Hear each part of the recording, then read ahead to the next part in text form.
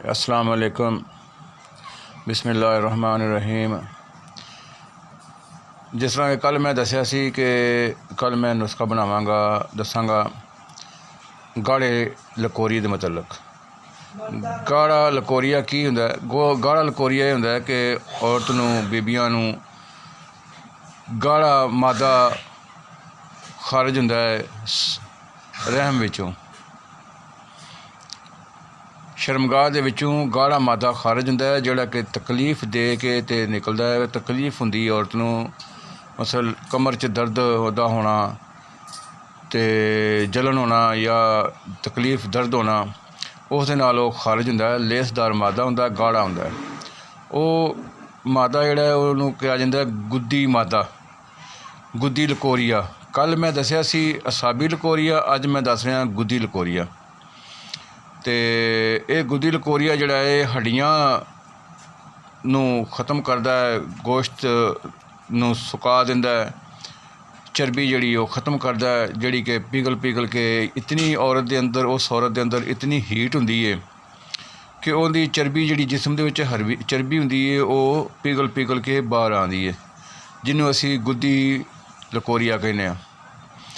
ते ओहदा हल एक नुस्खा मैं तुहानूं दसना वा, नोट कर लो। इंशाअल्लाह अल्लाह पाक खैर करेगा, ठीक हो जाणगियां भावें जिन्ना भी पुराना लकोरिया, बशर्ते कि गुद्दी लकोरिया होवे, यानी गाढ़ा मादा होवे, लेसदार मादा, सख्त मादा होवे ओह।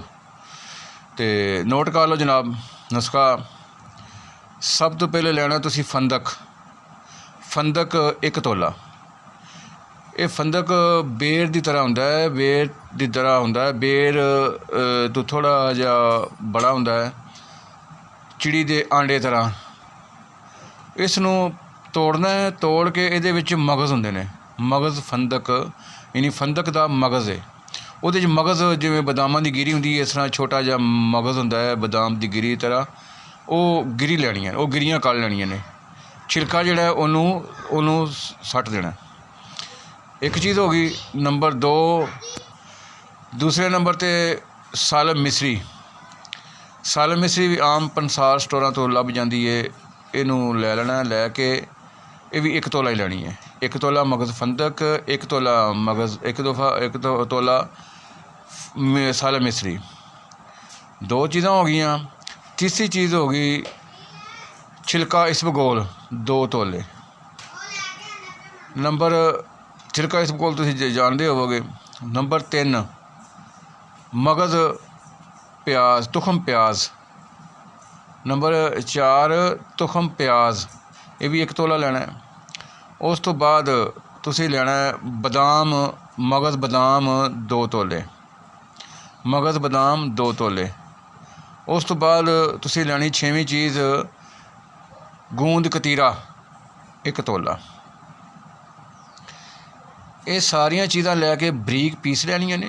बरीक पीस के उस तो बाद एक लेना है शहद, 1 पाओ शहद लेना है।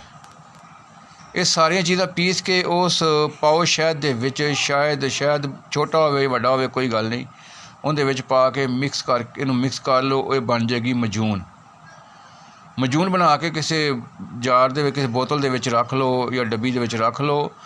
सुबह शाम अद्धी चमची चाय वाली खा के उतों नीम गर्म दुध पीना है।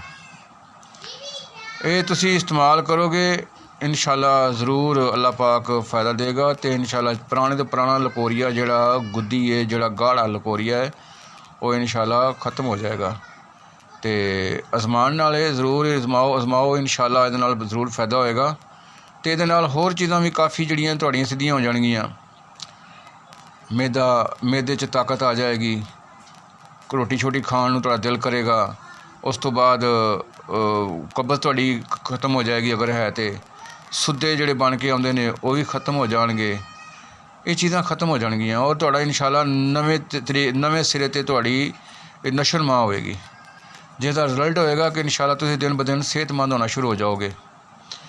तो ज़रूर इस्तेमाल करो। तो इंशाअल्लाह कल मैं जरियान जिहड़ा मर्दां नूं हुंदा है, औरतों नूं लकोरिया हुंदा है, मर्दां नूं जरियान हुंदा है। जरियान ते इतलाम ਇਹਦੇ ਬਾਰੇ ਦੱਸਾਂਗਾ।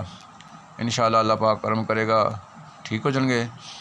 तो ये नुस्खा जनाब तुसी ज़रूर आजमाओ, अल्लाह पाक खैर करेगा, अल्लाह बेहतर करेगा। तो बाकी जनाब लाइक तो सबसक्राइब करना ना भुलिया करो। ਉਹਦੇ ਨਾਲ ਤੁਹਾਡਾ भी कोई नुकसान नहीं तो मेरा भी कोई एडा फ़ायदा नहीं है। सिर्फ इतना ही है भी चलो मैनू यकीन हो जाता कि वाकई दोस्तों ने मेरी वीडियो देखी है तो पसंद की है। अगर तुसी नहीं करोगे तो कोई मसला नहीं, मैनू कोई मसला नहीं, कोई एडा ज़रूरी नहीं है, ना करो बेशक, लेकिन करोगे तो मैनू हौसला अफजाई मिलेगी, थोड़ा कोई नुकसान नहीं होएगा, थोड़ी हाज़री पै जाएगी कि वाकई जी उन्होंने मेरे दोस्तों ने देखा। तो बाकी विच लोग होर कर रहे हैं, राबते कर रहे हैं फ़ोन ते व्हाट्सएप ते।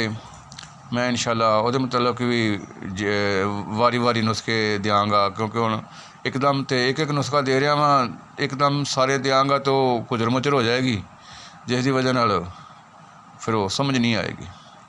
तो अल्लाह खैर करेगा जनाब जी। ठीक है, मिलते हैं दोबारा नैक्सट वीडियो नाल। तो अल्लाह हाफिज़, अस्सलाम वालेकुम भाई।